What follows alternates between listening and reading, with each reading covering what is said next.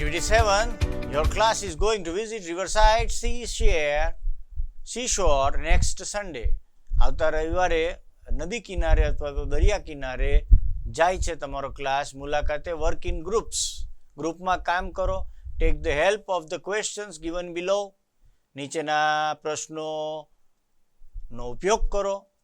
And prepare a conversion, અને વાતચીત કરો. એન્ડ આ વાતચીત use expressions given in activity 6.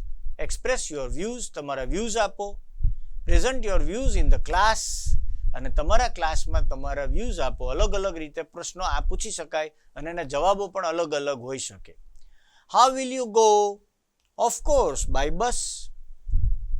ચોક્કસ બસમાં જઈશું. તો આ એક એક્સપ્રેશન થયું.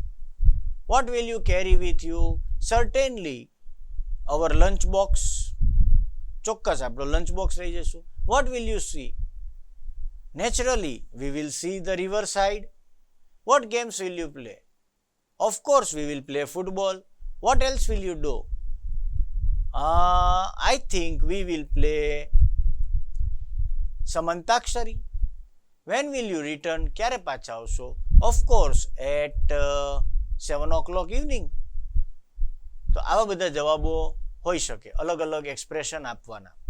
મેં તમને અગાઉ પણ કહ્યું એમ, થેન્ક યુ, સોરી, પ્લીઝ, બરાબર. પછી એક્સક્યુઝ મી, અહીંયા જે આપેલા છે એ બધા જ એક્સપ્રેશન શીખવા જેવા છે.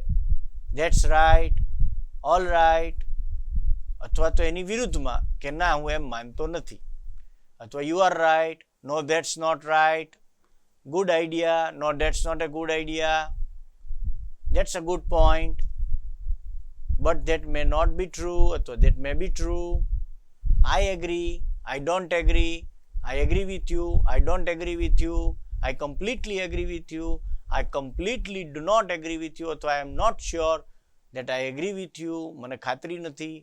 Oh yes, I don't agree at all, વગેરે વગેરે એક્સપ્રેશન્સ મિત્રો તમે વાપરતા શીખો.